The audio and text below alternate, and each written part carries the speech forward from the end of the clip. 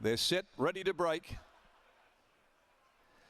Off More Special, bounced out of the gates in an awful hurry. Live to Tell jumped quickly. Hasn't got the speed to muster though. The stablemate does. Prospector's Pick burning through. And Charlie Jane's going to settle down right behind those as they completed 254th Zip Away. 2 lengths behind those. Bondi Bubbles, Live to Tell, spotting the leader about 5 or 6 when they settle down. Now one of them's lost its rider when they came out of the gates there, and that's Go Kana. Back in front of it there is Platinum Shot, Soaring Solo right back in the field, and toward the tail is Gone Drinking. 400 to go. Prospector's Pick will straighten up in front in the supremacy. It's Prospector's Pick, a length and a half More Special. Zip Away. Here comes Live to Tell down the outside with Charlie Jane. They went to the 250. Live to Tell has quickly accelerated, races up, grabs the lead from More Special, kicks away from them. Platinum Shot runs on, but Live to Tell is going to absolutely give them a shellacking. Live to Tell with a brilliant performance, first up to win the supremacy from Platinum Shot. More Special third from Zip Away, Bondi Bubbles, then Charlie Jane. The riderless horse was next home. That was Go Kana. Followed further back behind them, Gone Drinking, Soaring Solo, and Prospector's Pick has wilted to run last. Now let's have a look at the situation there with the rider of Go Kana. Where is the rider of Go Kana? Maybe back there at the start, possibly. We'll wait and see and get more news, but Live to Tell.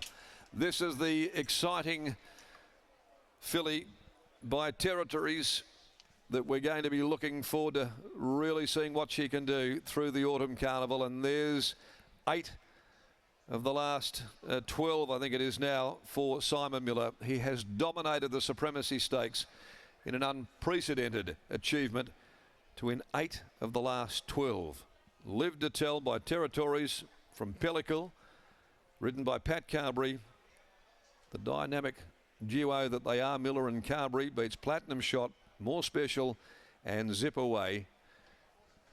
And we'll find out what happened to the roughie there, Go Kana, and its rider as well. But Live to Tell is raced by Ray Meadowcrofts, also Simon Miller, P.W. Jones, C. Russell, along with A. Meadowcroft, B.J. Meadowcroft, R.L. and K.L. Meadowcroft.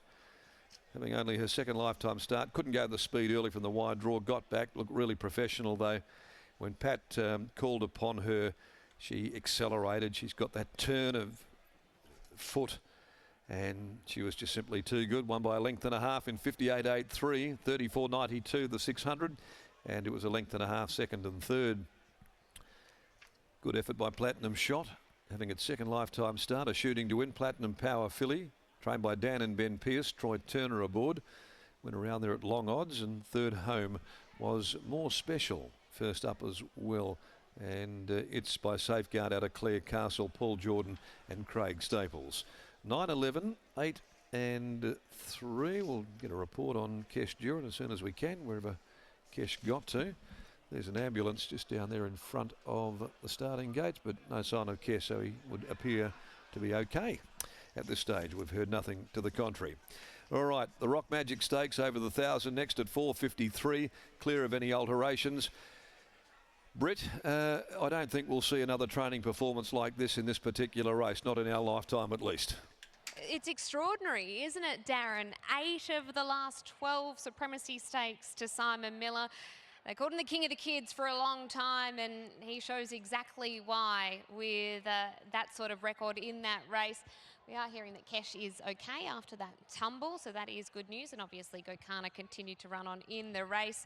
Simon Miller's having a chat to Connections at the moment, and we'll get a word from him, but he will be very, very pleased because this Territories filly, she had a bit of a boom on her going into the initial plate. She ran second on that occasion, and Simon, she's returned in a blaze of glory. She has, Britt. Sorry, I'm just making sure you don't go ass up on the cord there.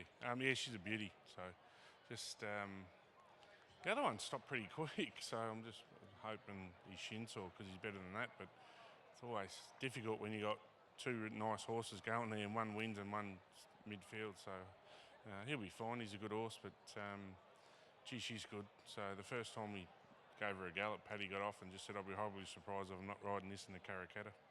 That's 8 now in the Supremacy Stakes. Where do you rate this horse, Live to Tell? And they were all fillies as well, those winners. Yeah, it's always good to target fillies and try and get some black type early in their career. Where do I rate her? Well, to be fair, I haven't publicly said anything stupid, but last year Amelia's Jewel blew up my 2-year-olds early, switched to 3-year-olds, and blew them up. So I switched her to Miss Kentucky, who's like one of our barometers, and this year she was blowing up my 2-year-olds and switched her to 3-year-olds. So last week I worked with Amelia's Jewel and it worked with her, so I was like, well, that's pretty good. Well, you know you're in a good situation when she's able to go with Amelia's Jewel. Is the plan now, Jim Crack in a fortnight into the Karrakatta? Yeah, for sure. And then we'll see if we hit the size off the back of that. But she's pretty good. So I wanted to vomit the day she got rolled at her first one here, because I just went in there thinking you'll just be winning for fun, and pulled up shin sore, and at least there was a reason. But just got to give a couple of things, cheerios, and also condolences to the Cayley family. They've been good supporters of ours for years, and this one's for Julie, who passed away last week, and she'd be up there right now. She used to come in the mountain yard and always tell me off with her horses because they were too short, and all the time. So she'd be, right now, she'd be poking me with her stick because this was $1.60, but that's for the Cayley family, and also Ray Meadowcroft, Peter Jones, like they've just been staunch supporters of ours for years and just keep rolling in. It's Ray's third win in the Supremacy, and Chris Russell, who's got a share in it as well. COVID sort of restricted me from getting over to the English Wieners, and he rang me, he said, mate, there's only one you need to get, and if you were here you'd buy it, just lay the ears back and get it. So hats off to him as well. What did she cost at that weanling sale? She was 100 or 110, like for a territories weanling, it's overs, but we buy type, and I was at lunch with Scotty Hamilton having a meeting about setting up all our social side of it, and I hung up the phone. He said, what'd you just do then? I said, I bought a weanling. I said, it could be an expensive lunch or a cheap lunch, so it's worked out cheap. It has worked out cheap. $100,000 looks pretty nice right about now. Yeah, it's good, and she's so much upside, Britt. Like, she's 520 kilos as a 2-year-old filly, and she'll be better as a 3-year-old, but she's got an engine, she's got a brain, and if we can hold her together in one piece and keep the shins nice and cold, you know, she'll be awfully hard to hold out in all the majors. Bring on the month ahead. Congratulations on the win. Well, it's exciting, isn't it? Like, you got the Quokka on the same day as the Karrakatta now, so it'll be a big day. It is going to be a massive, massive day. Well done to you on your 8th Supremacy. Thanks, Britt, and I still hate footy tipping. He's still going on about the gosh damn footy tipping because he's got a couple of tips wrong today, Simon, but one thing he has got right is the opinion that he has on Live to Tell. He's held it right from the outset before she debuted, and today she was able to justify her $1.60 quote with a nice victory in the Supremacy.